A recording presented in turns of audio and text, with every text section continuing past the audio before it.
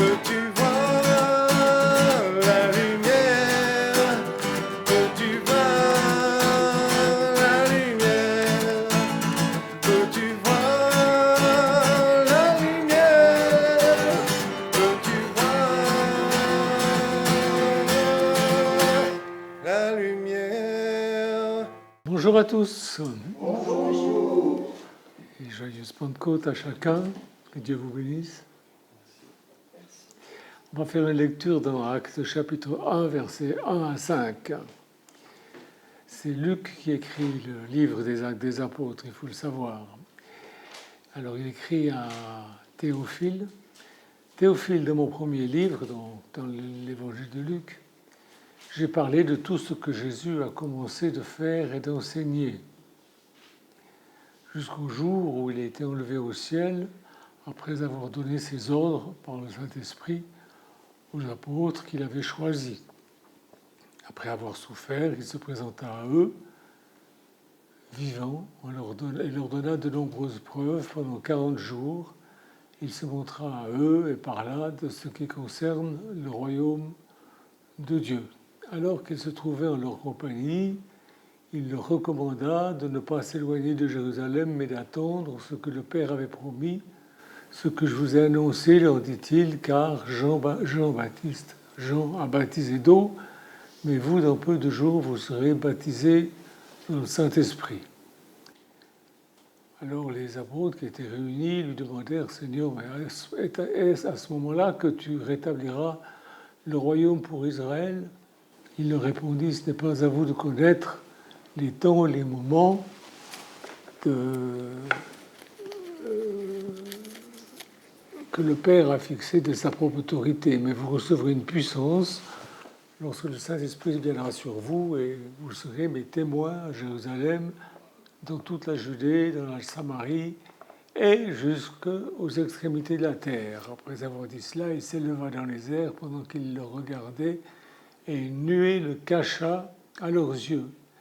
Et comme ils avaient les regards fixés vers le ciel, pendant qu'ils s'en allaient, deux hommes habillés de blanc leur apparurent et dirent, hommes galiléens, pourquoi restez-vous à regarder le ciel? Ce Jésus qui a été enlevé au ciel du milieu de vous reviendra de la même manière que vous l'avez vu aller au ciel.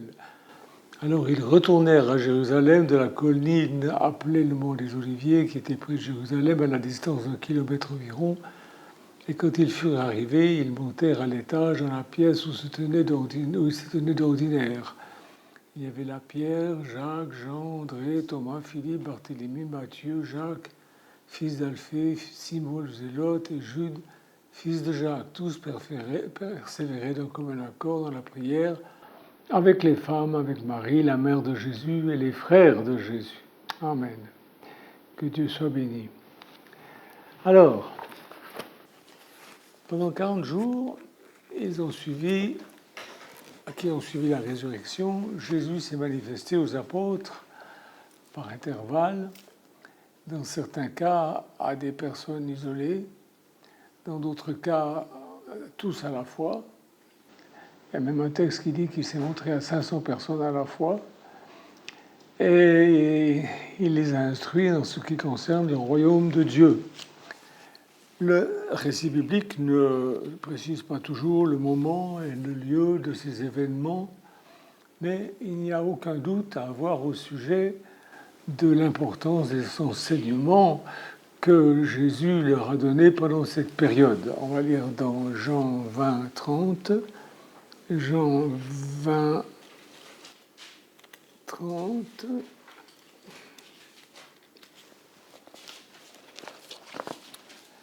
Voilà.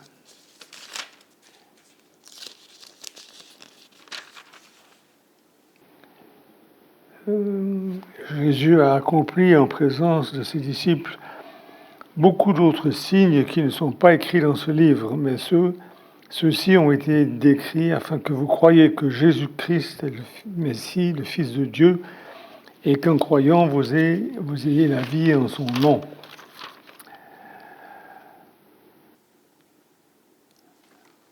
Dans Jean 21, 25, il est dit Jésus a fait encore beaucoup d'autres choses. Si on les écrivait en détail, je ne pense pas que le monde entier pourrait contenir les livres qu'on écrirait. À cette époque, évidemment, il y avait beaucoup moins de livres qu'aujourd'hui. Mais enfin, quand même, il a fait beaucoup de choses qui ne sont pas écrites dans la Bible. Mais il n'a pas été en Inde.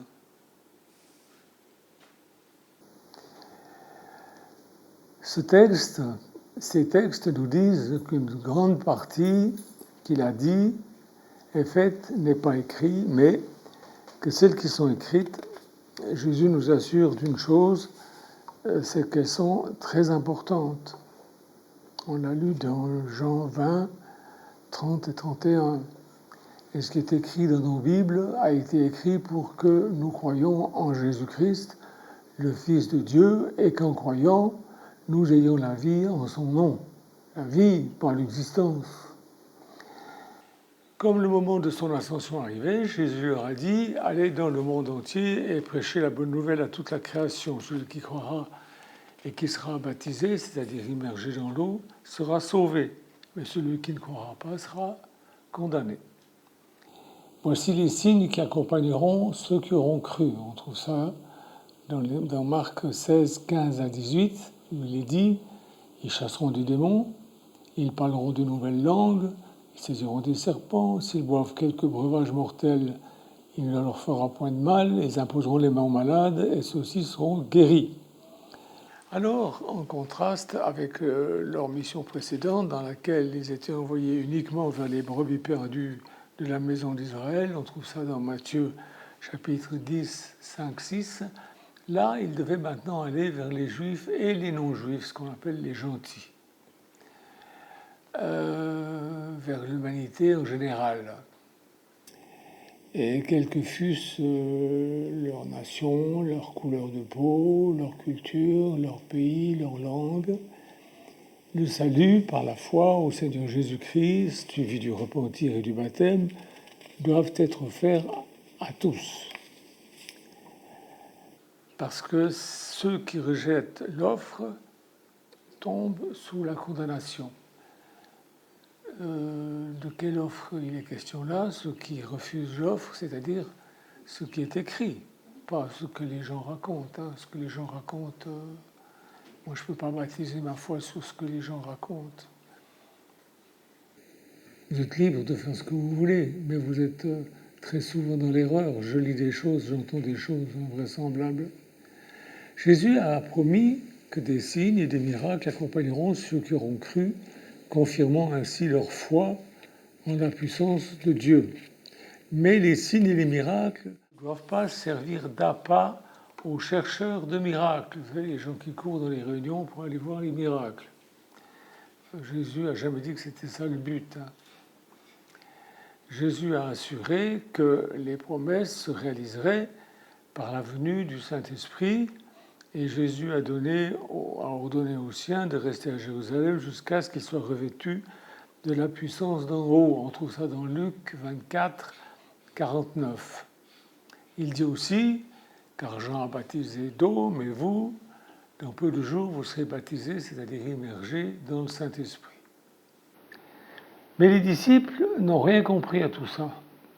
Ils n'ont rien compris.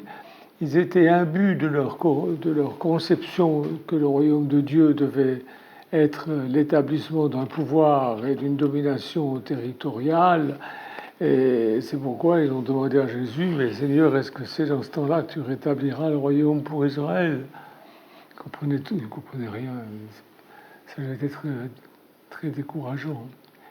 Et Jésus leur a répondu, non, non, c'est pas ça, c'est pas ça, c'est pas ça, c'est pas ça, c'est pas ça. Acte 1, 7. Il leur dit, ce n'est pas à vous de connaître les temps ou les moments que le Père a fixés de sa propre autorité, ni à vous, ni à personne. D'accord ? Mais vous recevrez une puissance lorsque le Saint-Esprit viendra sur vous et vous serez mes témoins à Jérusalem, dans toute la Judée, dans la Samarie et jusqu'aux extrémités de la terre. Ce qui fait dire à certains que le Saint-Esprit est une puissance. Non, c'est Dieu. C'est Dieu. Dieu est un et il a un esprit, l'esprit de Dieu. Qu'est-ce qu'il y a de plus saint que l'esprit de Dieu? Le Saint-Esprit, c'est Dieu.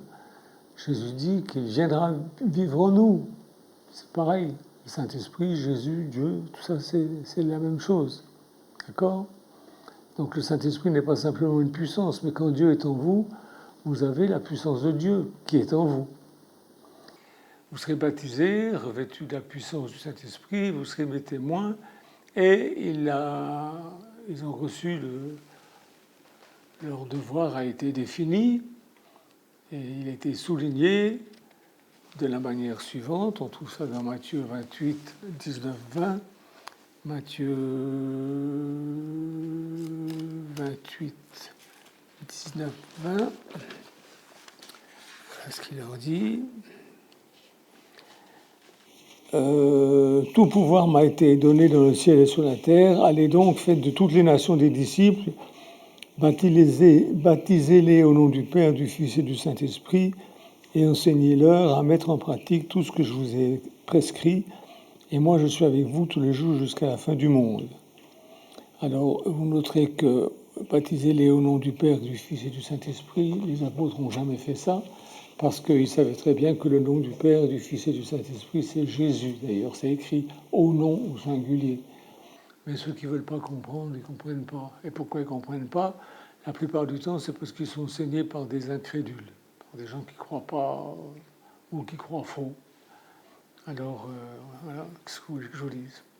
Et Jésus a été enlevé au ciel, et 2 anges leur sont apparus, leur disant, vous, Galiléens, pourquoi est-ce que vous vous arrêtez à regarder au ciel ce Jésus qui était enlevé au ciel au milieu de vous? Il reviendra de la même manière dont vous l'avez vu s'en aller au ciel. On trouve ça dans Acte 1, 19 à 11, on l'a lu, mais aussi dans Luc 24, 50, 51. Alors les disciples, pleins d'adoration, animés d'une grande joie, sont retournés à Jérusalem pour attendre la venue du Saint-Esprit, qui est aussi appelé le Consolateur, c'est-à-dire celui qui soutient. C'est ce que c'est qu'une console, quelque chose qui soutient.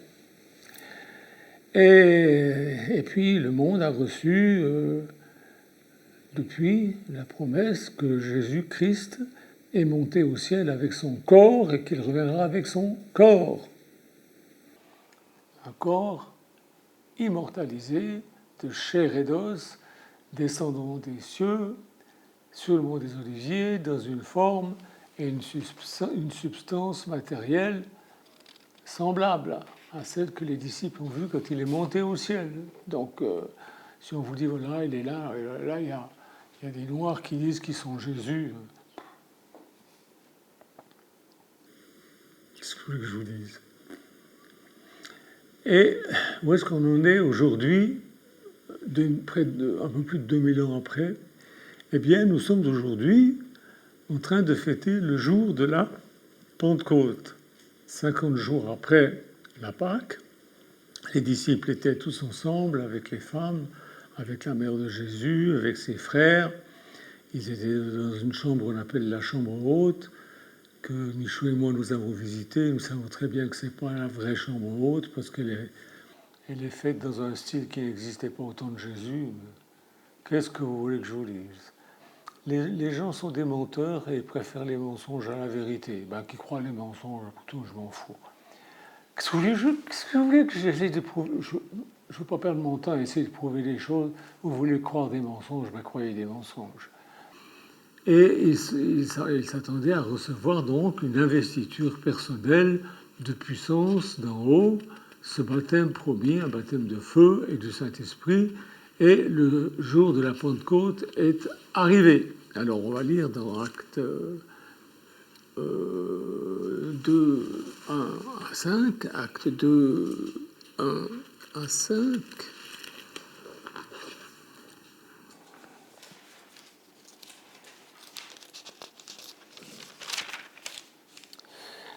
Quand le jour de la Pentecôte arriva, ils étaient tous ensemble au même endroit. Tout à coup, il vint du ciel un bruit comme celui d'un vent impétueux qui remplit toute la maison où ils étaient assis. Des langues semblables à des langues de feu leur apparurent, séparées les unes des autres, et se posèrent sur chacun d'eux. Ils furent tous remplis du Saint-Esprit et se mirent à parler en d'autres langues comme l'Esprit leur donnait de s'exprimer.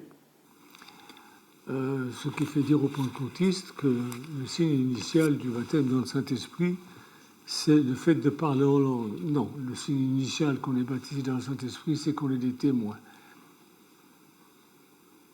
Pour recevrez le Saint-Esprit, vous serez mes témoins. Le fait de parler en langue, c'est quelque chose qui est donné à ceux qui croient et qui sont des témoins. Je vais vous expliquer ça.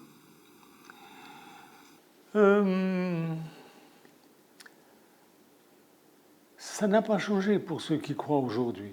C'est toujours pareil pour aujourd'hui. Pas seulement pour le jour de la Pentecôte, mais pour tous les jours. Jésus avait dit, voici les signes qui accompagneront ceux qui croient. Et bon, ceux qui croient, ils ont des signes qui les accompagnent.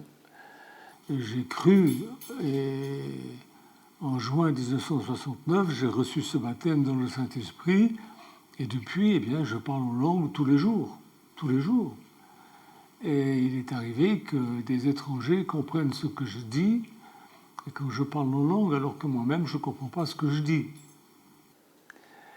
Mais la plupart du temps, quand je parle en langue, c'est pour m'édifier moi-même. On trouve ça dans 1 Corinthiens, chapitre 14, versets 1 à 4. Rechercher l'amour, aspirer aussi aux dons spirituels. Les dons spirituels, il y en a 9, dont le parler en langue, mais surtout à la prophétie. En effet, celui qui parle en langue ne parle pas aux hommes. Ça peut arriver. C'est arrivé le jour de la Pentecôte que des gens qui étaient là de l'étranger les ont entendus parler dans leur propre langue. Et bon, ça m'est arrivé aussi. Mais il ne parle pas aux hommes, mais il parle à Dieu. Celui qui parle en langue parle à Dieu, car personne ne le comprend. Et c'est ton esprit qu'il dit des paroles mystérieuses. Celui qui prophétise, au contraire, parle aux hommes, les édifie, les encourage, les réconforte. Celui qui parle en langue s'édifie lui-même, alors que celui qui prophétise édifie l'Église. Alors, recherchez donc, il dit, je désire que vous parliez tous en langue, mais encore plus que vous prophétisiez. Celui qui prophétise est plus important que celui qui parle en langue, à moins que ce dernier n'interprète pour que l'Église reçoive une édification. À quoi vous serais-je utile si je venais à vous et que je vous parle en langue dans la figure? J'aime mieux vous apporter une parole par révélation, par connaissance, par prophétie ou enseignement. L'apôtre Paul était quelqu'un d'équilibré. Maintenant, ça ne veut pas dire qu'il ne faut pas parler en langue. Mais celui qui parle en langue, premièrement, c'est à Dieu qui parle, il dit des mystères, personne ne le comprend, à part, bon, ça peut arriver si par exemple je me mets à parler anglais, et puis qu'il y a des Anglais, ben, ils vont comprendre ce que je dis, ça m'est arrivé. Mais je m'édifie moi-même. L'apôtre Paul dit là, celui qui parle en langue s'édifie lui-même. Il y a encore beaucoup d'incompréhension dans la tête des croyants parce qu'ils croient ce que des pasteurs souvent incrédules croient et enseignent plutôt que d'enseigner ce que la Bible dit. Et pourtant, ce passage de 1 Corinthiens 14 est on ne peut plus clair. Mais bon, ils ne croient pas, alors ils ne parlent pas en langue. Ne parlant pas en langue, ils disent c'est du baragouin. C'est invraisemblable. La promesse est pour ceux qui croient. Ceux qui ne croient pas dans cette promesse ne savent rien à part ce qu'ils imaginent. Quand les gens ne connaissent pas bien la Bible, ben, ils imaginent toutes sortes de choses. Vous savez, quand on chasse les démons, par exemple, ou quand on impose les mains aux malades et que les malades sont guéris, eh bien, il y a une force qui sort de nous. Et nous avons besoin d'être édifiés et fortifiés. Et rien ne vaut le parler en langue pour s'édifier soi-même. Souvenez-vous du jour où une femme est venue et a touché le bord du vêtement de Jésus, et elle a été guérie, et Jésus s'est retourné, il a dit « quelqu'un m'a touché », et les apôtres ont dit « mais tout le monde te touche ». Oui, mais j'ai senti une force qui sortait de moi. Ah, Luc chapitre 8, verset 46. quand on prie pour les malades, quand on donne la guérison à quelqu'un, il y a quelque chose qui sort de nous et on a besoin ensuite, c'est fatigant pour le corps, on a besoin d'être édifié, même spirituellement, on a besoin d'être fortifié, d'être édifié. Celui qui prie pour les malades et qui a des guérisons, des miracles, sait de quoi je parle, les autres ne savent pas. C'est comme ça.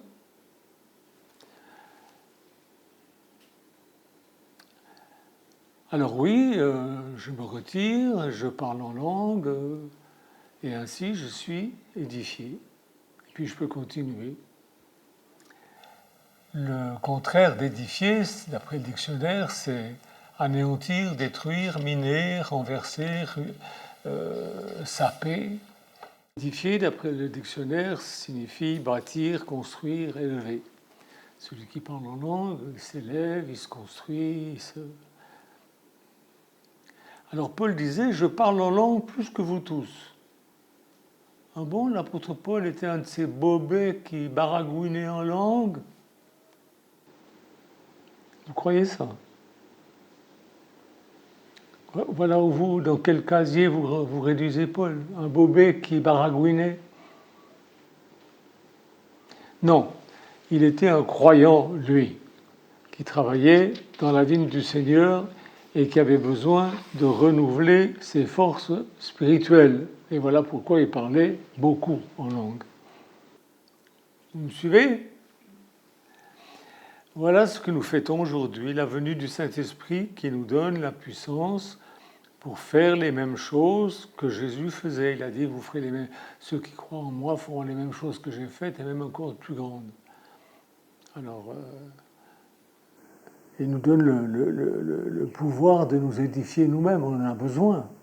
Comme lui en avait besoin, Jésus se retirait pour prier parce qu'il était aussi dans un corps d'homme, il était aussi humain. Et à la fin de la journée, il était fatigué. Alors la théologie a changé les serviteurs de Dieu, ils ne croient plus aux miraculeux. J'écoutais un pasteur qui racontait ça, que le temps des miracles est passé parce que ce qui est parfait est venu. Ah bon? Oui, c'est écrit dans 1 Corinthiens 13, 8, 10. 1 Corinthiens 13, 8, 10. Alors je vous le lis.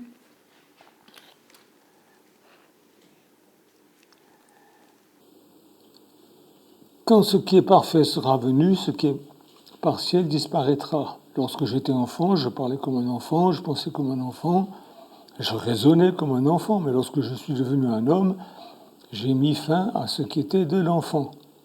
Aujourd'hui, nous voyons au moyen d'un miroir, de manière peu claire, mais alors nous verrons face à face. Aujourd'hui, je connais partiellement, mais alors je connaîtrai complètement tout comme j'étais connu. Alors, je connais des religieux qui ont un prophète, qui faisait beaucoup de miracles, mais comme il est mort, ils disent, voilà, ce qui est parfait est venu, maintenant c'est fini, il n'y a plus de miracles. Ah bon, ce prophète-là, c'était ce qui est parfait? Blasphème. Ce qui est parfait, c'est Jésus. Il n'est pas encore venu, donc le temps des miracles n'est pas passé. C'est encore le temps des miracles. Quand ce qui est parfait sera venu, pourquoi est-ce qu'on aurait besoin de dons de guérison? Jésus sera là. Pourquoi est-ce qu'on aurait besoin de dons de prophétie? Jésus sera là, on n'aura pas besoin de tout ça, il sera là. Ce qui est parfait n'est pas encore venu. Paul ne parlait pas de Branham ou de je ne sais qui. Paul parlait de Jésus qui doit venir. Comme les anges ont dit, celui que vous avez vu partir au ciel, il reviendra de la même manière. Or, il n'est pas encore venu. Donc, on peut encore prier pour les malades, on peut encore chasser les démons, les dons surnaturels n'ont pas passé, et ils ont toujours leur place chez ceux qui croient. Alors, croyez. Si vous ne voulez pas croire, ne croyez pas. Puis inventez-vous des religions idiotes. Il y a beaucoup de gens qui s'inventent des religions idiotes. Ils aiment ça, ils aiment mieux le mensonge que la vérité. Bon. Ils font rien de ce que Jésus dit de faire, mais ils font d'autres choses, ils croient d'autres choses, ils publient d'autres choses. Continuez, c'est pas moi qui vais essayer de vous arrêter. Continuez, continuez. Quand vous verrez Jésus face à face, allez faire une drôle de tête. Que Dieu vous bénisse, repentez-vous. Que Dieu vous bénisse, revenez simplement à ce qui est écrit, parce que ce qui est écrit là est suffisant pour votre salut et pour une bonne marche avec Dieu. Amen. Au revoir.